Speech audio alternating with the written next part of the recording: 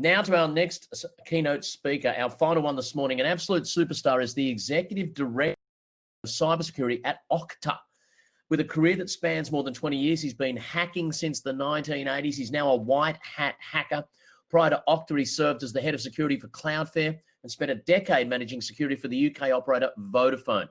In his role as a technical advisor on Mr. Robot, he helped create hacks for the show. And if that's not enough, he organizes the world's largest hacking conference, DEF CON, to give us lessons learned from the pandemic and its impact on the security landscape. Give it up from Octa for Mr. Marc Rogers. Welcome to my virtual talk. Today, I'm going to talk about lessons learned from the pandemic and its impact on the security landscape. So, for those of you that don't know me, I'm Marc Rogers. I'm the VP of Cybersecurity at Octa, and I'm one of the co-founders of the CTI League. The CTI League is a non-profit organization that has been working throughout the pandemic to protect the medical sector. We work to protect hospitals, research facilities, and generally any of the resources that are relied on at this critical time. It's a global problem, and so we've built a global team. Our members cover more than 80 countries and more than 22 different time zones. You can find more about us on the link at the bottom, and we're always welcoming to new members. The CTI League is a global team for a globally distributed problem. We see attacks coming from pretty much every country in the world. More than half of the attacks against healthcare appear to originate from US and EU countries. However, we're very conscious that origination does not equal attribution. Many campaigns have highly complex infrastructure that is established well in advance. If you look at something like a disinformation campaign, for example, you will see a significant amount of infrastructure that's deployed in order to amplify and spread content well in advance of the event that they're looking to affect, or well in advance of the scenario that they're looking to push. Same goes for malware.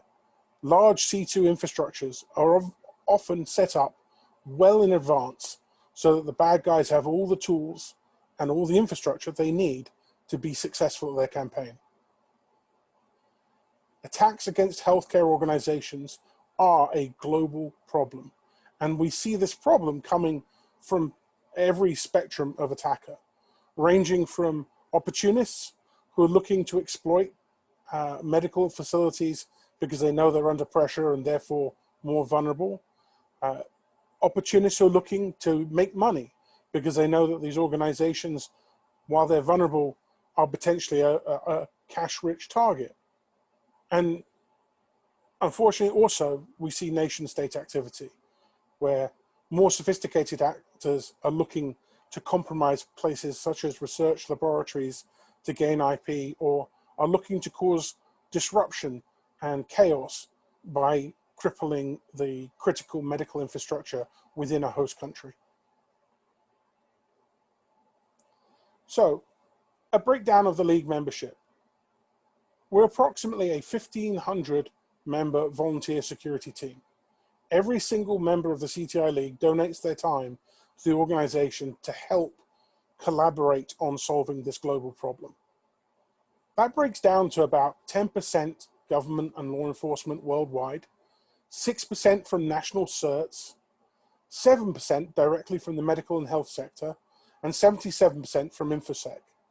And with regards to InfoSec, it is literally almost every discipline, from people who work in incident response through to individual researchers and crisis managers who are all pulling together to help tackle this issue.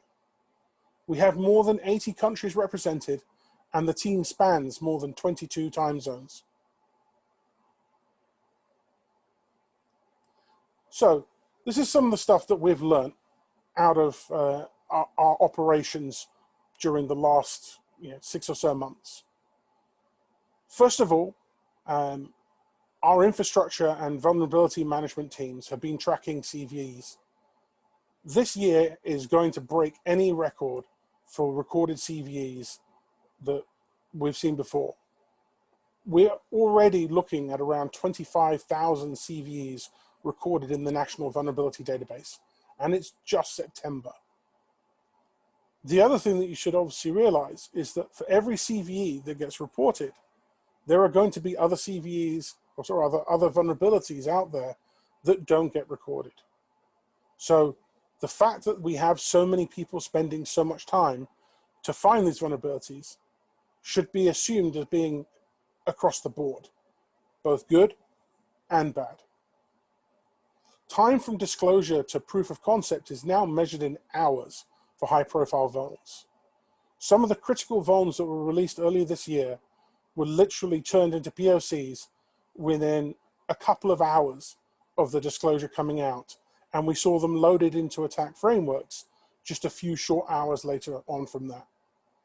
This is an unprecedented level of accessibility to these vulns for people who want to use them, both for good and, unfortunately, for malicious purposes. This means we cannot sit on any vulnerability, and we must work transparently and rapidly to ensure that the industry is protected as fast as possible. 2020 has also seen some of the simplest exploits I have seen in my career. We've seen things like the same directory transversal methodology resulting in the Citrix critical vulnerability, Palo Alto Networks critical vulnerability, and F5 critical vulnerabilities. Most alarmingly, we've also seen that many initial assessments have been inaccurate. They've either been short-sighted in the sense that they didn't take into account the full potential impact, or just simply evolving situations where the company disclosing information didn't know what the full impact was of the vuln that they were releasing. The result was that many of these assessments and releases have become living events where every day new information drops about it. This causes a huge challenge because it means often the initial CVSS scoring assigned to the vulnerability is not accurate. As a result, it's up to organizations like the CTI League and up to the CERTs and other organizations who work on this to try and tackle this problem.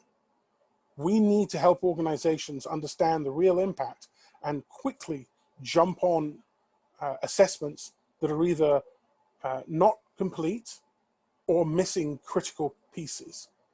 For example, in some cases, because of the incomplete assessment, mitigation that was put out was incomplete itself and therefore not suitable to protect organizations. To organizations, I would say, you should be careful. Certainly trust, but I would make sure that you verify. Ensure that any mitigation you put in place is quickly tested and thoroughly assessed to ensure that it is delivering what you need it to do. We all need to work together to try and protect each other in this scenario. Organizations, large and small, are failing to keep up with this volume of patches. This is another challenge which is exacerbated by the fact that with inaccurate impact assessment, prioritization also becomes difficult. And so again, we need to work to help organizations keep on top by showing which issues are the ones that are hot and need to be addressed really quickly, and which issues may perhaps be things that can be parked for a while. But likewise, we also need to provide support with some of the smaller organizations in simply resourcing some of these efforts. The threats that we're facing throughout the pandemic really do cover a broad spectrum. We've seen sophistication go from emails that literally have no attachment, that simply work to try and coerce a person into following instructions to get information or gain access to an account, through to highly sophisticated APTs that are being sent for specific campaigns. We see new malware on, every few hours on busy days. But unsurprisingly, the vast majority of this new malware is just iterations of older malware that is being rebuilt to evade detection.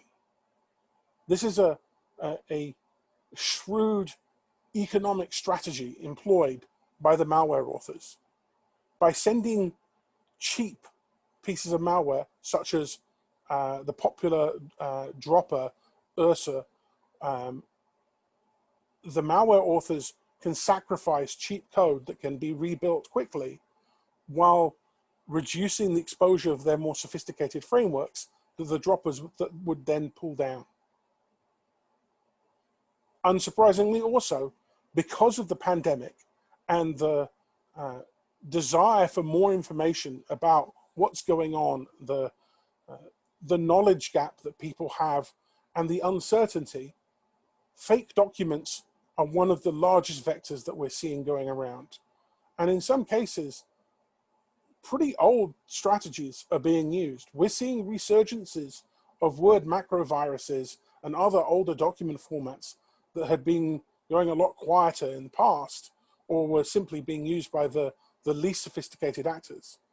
We're seeing these now become way more popular, and in some cases more sophisticated in the way that they're used as the initial vector in larger, more sophisticated campaigns.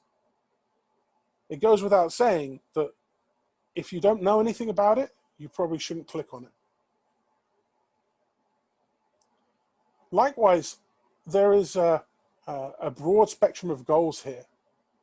Individual employees are directly under attack.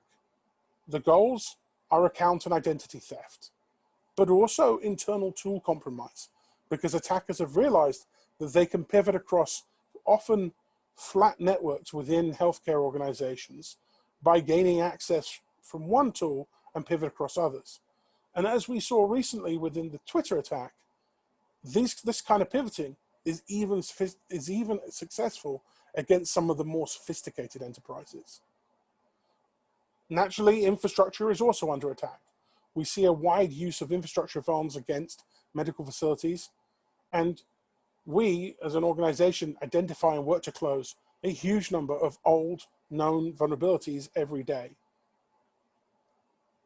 The attackers themselves are after data, IP, and obviously access. We routinely find stolen data for sale on the dark web. And likewise, we routinely see stolen accounts being sold. And these accounts often also then get used to enrich other forms of attack, such as business email compromise. And something that's growing in popularity is we're seeing access to compromised companies being sold for price points like 1 Bitcoin to gain access to a company. Attackers will also often work the chain of trust, attacking smaller organizations so that they can get into the larger, more well-defended ones. This means those of us in larger organizations need to pay special attention to our smaller suppliers and support them during this time. But also, where smaller organizations make up significant amounts of our key infrastructure, for example, in the United States, close to 70% of medical support is provided by smaller healthcare organizations. We need to protect them, because losing these smaller, more vulnerable organizations will be a critical problem for us. The simplest attacks are proving to be the most effective. Isolation created by teleworking has eroded the herd immunity that we normally get from being in a large company. The ability to go and seek help from your IT department or security department is a resource that many of us have used as a defense mechanism. You click on something unintended, or you see something strange on your laptop, often your security or IT departments are the first place you're going to turn. When you're alone and working remotely, it's much harder to seek support this way. And the attackers know this. And they're leveraging these human targeted attacks because they know they're going to be more successful. As a result, there are several major phishing, voicemail phishing, and phishing campaigns ongoing right now. And while the vector itself is relatively simple, we're seeing these attackers use highly sophisticated execution for them. We see them carry out open source intelligence techniques to gather information on the employees, on the processes, and on the assets for target companies. They then leverage this information to build detail-oriented infrastructure like landing pages, fake documents, or to follow the processes that an organization would expect. And we see them perform repeat engagements where they'll try one tactic and then maybe pivot to another tactic with a different attempt if it's unsuccessful, learning each time and improving their approach each time. There are thriving economies now based around these compromised account sales. And we see the accounts sold in forums, on dark websites, and in the case of the highly publicized Twitter attack, they were being sold on Discord forums and other highly visible sites. Unsurprisingly, this is also a significant component of the explosively growing business email compromise economy, which is probably one of the most significant financial threats facing organizations today. So, what do we recommend? Well, we all need to work together to tackle this global issue, and it is truly a global issue. The silos that we normally find ourselves in are a significant challenge. Normally, these silos aren't intended to be problematic, but they become problematic. When companies don't share information back and forth because it's seen as protected internal IP, when countries don't share information back and forth because either they don't want to give an advantage or because the policy creates too much red tape for them to get around, attackers profit. The CTI League has shown that it is possible for us to work within the bounds of our normal restrictions without violating corporate policies and without violating national legislation or policy. We can still collaborate and we can come together and create an army that will tackle this problem. We've also seen that companies which had limited pandemic plans have ended up with significant technical debt in their teleworking strategies. Many of them have had to urgently move towards BYOD strategies. This has left them in a poor position from a security and defense perspective. Likewise, some companies have been forced to punch holes in traditionally strong security architectures in order to enable some of this teleworking.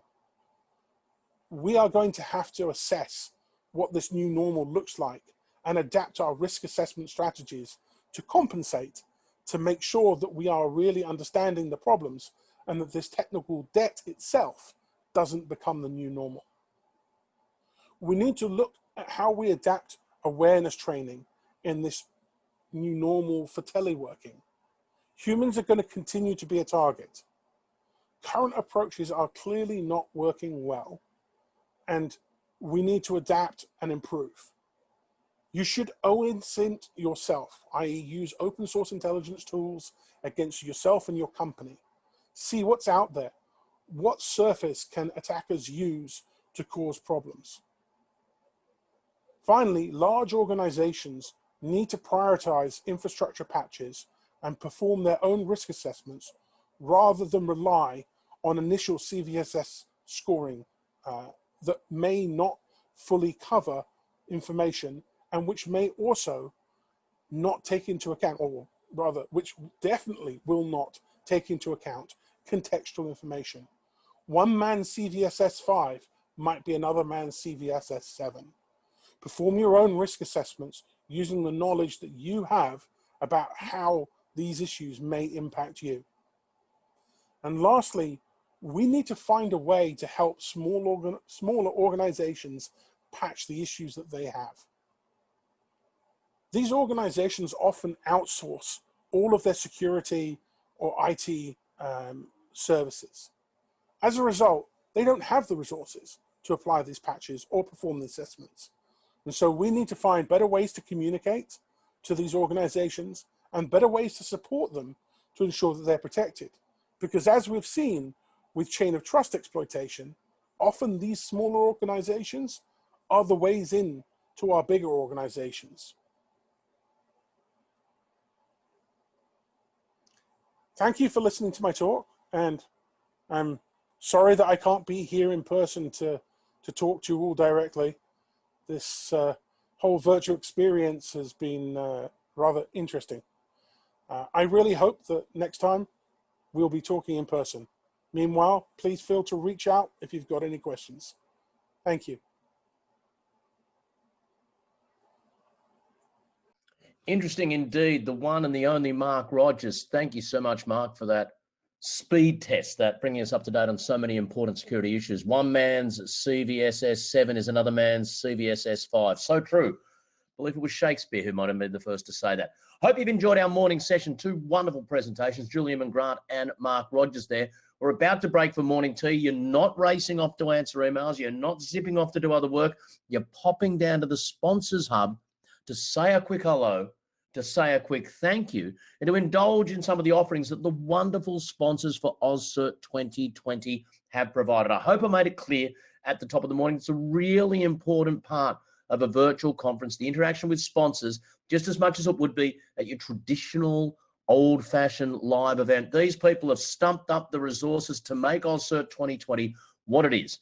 We should do the right thing, support them, and say thank you by getting down to the Sponsors Hub right now, checking out some sponsors, then going off into your parallel streams during the day, coming back after afternoon tea for the one and the only AusCERT2020 speed debate and prize ceremony. Until then, Adam Spencer saying, be safe during the course of the day. Go and thank those sponsors, and I'll see you again around 3:45 with our final session. Bye-bye.